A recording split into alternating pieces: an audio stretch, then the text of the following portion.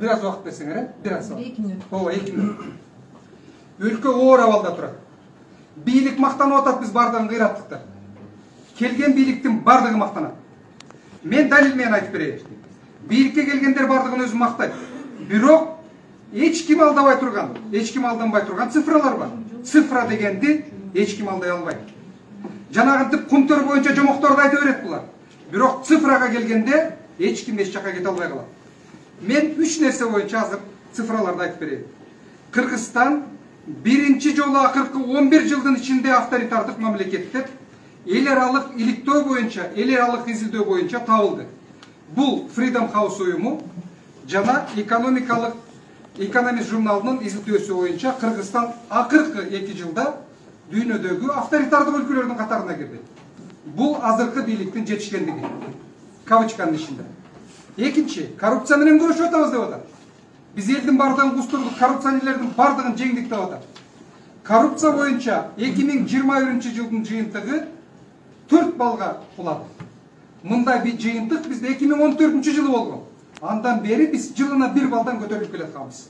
Бул жылы 4 балга ылдый түштүк. Коррупция менен күрөшүүнүн деңгээли болуп көрбөгөндөй начарлады. Бул да азыркы бийликтин ийгилиги. Үчүнчү, экономикалык эркиндик. Экономикалык эркиндик деген бул бизнес, салык жана жакырчылык менен жумуш орду. Кыргызстан 2022-жылы тарыхта болуп көрбөгөндөй, 30 жылда болуп көрбөгөндөй 8 балга көрсөткүчтөрүн начарлады. Бул өздөрү мактангандай 30 жылда болуп көрбөгөндөй ийгилик. Эң авал экономикалык эркиндик начар абалга келип такалды. Салык, сот, инвестициялык климат бардыгы талкаланды. Бул менин сөзүм эмес. Бул ошол жана мен айтып аткан Heritage Foundation деген дүйнөдөгү бардык экономикалык эркиндикти изилдеген, авторитеттүү инвесторлор, компаниялар ишенген, башка мамлекеттер ишенген уюм болуп эсептелет. Азыркы бийлик өкүлдөрү өкмөттөн, ЛТИ менен КТРден жомокту 1000 жолу айтсын. Кыргызстанга келе турган ишкерлер, инвесторлор биринчи ушуларды окуйт. Андан кийин Кыргызстанга келет. Кыргызстан болуп көрбөгөндөй бүгүн оор, кыйын экономикалык, социалдык, саясий абалга келип такалды. Эмне кылышыбыз керек? Бардыгыбыз азыркы күндө жакырчылык менен күрөшүүгө туура келет. Жакырчылык былтыр мына быйыл 35-40% өстү. Бул дүйнөлүк банктын изилдөөсү боюнча. Өкмөт болсо жомокторду айтып бизге баягы эле турат. Азыр өкмөттү 50%га кыскарта турган убакыт келди. Өкмөт бүгүнкү күндө күндөн күнгө көбөйүп барат. Жумуш ордундарын түзүштүн ордуна бизнести талкалап, кошмарить этип жок кылышты. Биз азыр сөзсүз түрдө тез аранын ичинде мынакей оппозицияны жаман көрөбүз бардыгыбыз. Оппозиция менен бийлик диалогго турушу керек. Оппозиция жок дедиле, мына оппозиция отурат ушул жерде. Ушулардын бардыгы оппозиция. Бийлик менен оппозиция диалогго отуралы. Колубуздан келишинче оор жана Нурбек Бекер айтып аткан жок, мен Нурбекти кошулам. Жакынкы убактарда биз социалдык жарымууга келе атабыз. Социал конфликтке келе атабыз. Ошондон кантип чыгабыз? Биз ошонун жолун диалог менен гана таап алабыз. Оппозициянын баары жаман көрөт, сүйлөшпөйсүңөр, жардам бербейсиңер. Келгиле бардыгыбыз диалогго отуралы. Кризистен чыгуунун программасын иштеп чыгалы бардыгыбыз. Үчүнчүсү, бардыгыбызга азыр бюджеттин маселесин чече турган донор мамлекеттерден бюджетти колдогонго акча издегенге туура келет. Мына ошол биригип, оппозиция менен өкмөт чогуу мына ушундай кадамдарды жасасак, ошондо биз азыркы абалдан чыгып кеткенге мүмкүнчүлүк түзүлөт. Рахмат сизге. Рахмат. Сөз Исмаил Исаковичтен. Рахмат. Урматтуу жыйындын катышчылары, көрүүчүлөр.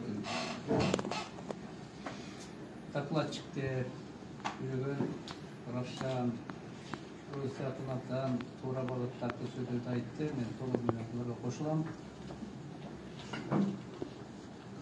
Илгери биздин чоң аталар сөз айтканда гүлчүмүз да, мен өзүм жеке. Шаарды көргөн эскиден түмүл деп коюшчумун. Анан мен мындай таң калып гүлчүмүн шаарды көргөн эскиден түмүл деп эмнени айтып атат деп. Азыр ушул сөздүн мааниси мен башка жакка барганда биздин ата бабалар өтө терең айтканын түшүнүп атам да. Себеп дегенде Кыргызстан жаманбы, жакшыбы, демократиялык принциптердин ошол институттардын баары ишмертигин көрсөтүп, эркин жашаганга, эркин сүйлөгөнгө, эркин жүргөнгө, эркин ар нерсени талкуулаганга көнүп калган жарандар бүгүн эч качан артка караңгыга бардырбайт деген маанилүү экенин мен түшүнүп атам да, ушунча жашка келгенден кийин. Чоң рахмат бүтүн ата-бабаларга. Эми сот системасы боюнча айтып кетсем, кыска. Биз ушул күнгө чейин бүт авторитардык, тоталитардык, үй-бүлөлүк башкарууга күрөшүп, анын жыйынтыгы 7 апрелде 2010 жылы бийлик алмашып, жаңы дем бергенге мүмкүнчүлүк алдык. Тилекке каршы азыр айтып аткандардын баардыгы артта кеткен, мына Равшан Инем айткандын баардыгы эмне себептен болуп атат? Биз себебин издейлик. Себеп дегенде биз ошондой системаны кабыл алганбыз. Азыркы кабыл алган жаңы конституция бул авторитардык, диктаттык, хандык конституция деп ошо кабыл алып атканда биз азаттыкка чыкканда, айтканда көптөрү бизге аябай мындай артыбыздан каралап, жамандап, туура эмес, дагы да баягы айтып атасың айтышканда. Система ушундай. Соттор качан өзүнүн сот адилеттүүлүгүн жүргүзөт? Качан гана биринчи көз карандысыз болгондо, экинчи борбордон шайланбаганда, эч кимге баш ийбегенде, ошондо гана соттун жүргүзүүгө мүмкүнчүлүк алат. Тилекке каршы бүгүнкү конституцияны карап көрсөңөр, сотторду ким коюп атат? Бир адам. Ким жумуштан алып атат? Бир адам. Бул эркин көз карандысыз сот боло алабы? Кандай адам болбосун ичинде? Жаман соттор деген мен алысмын. Жакшы адамдар барат ал жерге. Билимдүүлөр барат, бирок ошо система буларды сындырып, бардыгын баш ийгенге түртүп таштайт. Мына ошондуктан биз эгерде сот адилеттүүлүгүн жүргүзө турган сотторду кааласак, биз сот системасын толук менен реформага барышыбыз керек. Мына азыркы конституцияны кабыл алганда булар айтышты, биз Американыкын алды канча мынчасын деп. Эми ошо Американыкын алганда мисал келтирип кетейин. Америкада сот системасы бөлүнгөн.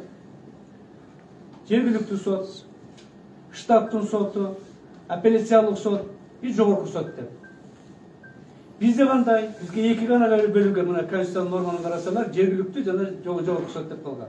Бирок бардыгы бир киши айтат. Ал жерде бардыгы ошо аны койгондо да бөлүнгөн. То есть децентрализация болгон соттор. Штаттыкын штаттын жетекчилери коет, жергиликтүүнүн жергиликтүүнүн жетекчилери коет, жогоркуну жогоркулар коет да. Биз андай жок. Демек биз сот системасында бүгүн жакшылыкты күтө албайбыз. Күтөбүз, кадан эч кимдин тиешеси жок маселе боюнча биринесе берип койсоң чечип беришет. Мыйзам чегинде. Бирок эгерде кызыкчылык болсо бийликтин эч качан чечип болбойт. Ошо негизинде азыркы Инем айткан жанагы средства массовой информациясында телеканалдарды жапкандары, адамдардын укугун чектегендери.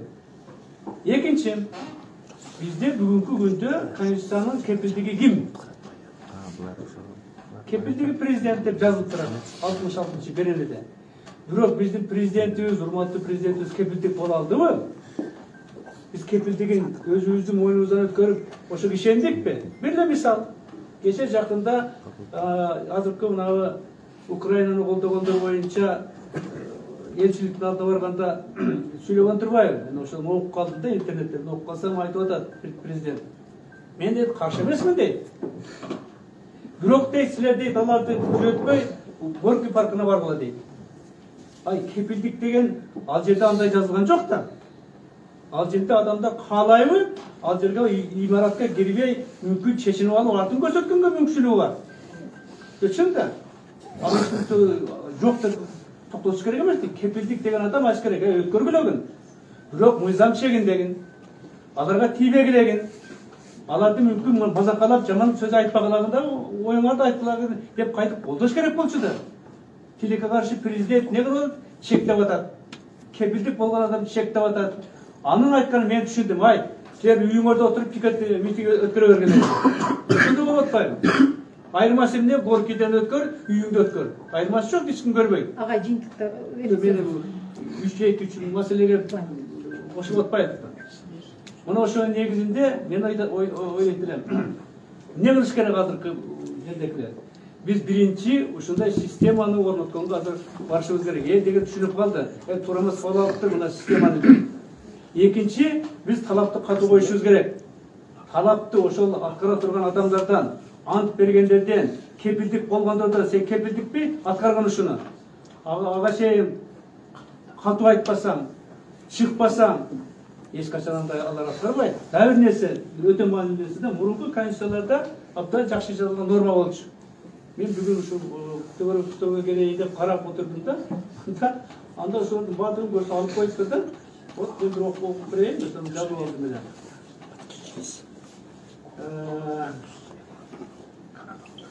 Мурунку конституцияларда 16-беренин 14-пунктта жазылган болчу.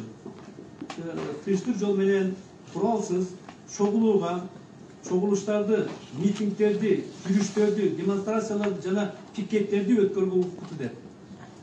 Көрдүңөрбү кандай так жазылган да? Митингди, пикетти, жүрүштү, демонстрация өткөргүлөгүн тынчтык куралы жок.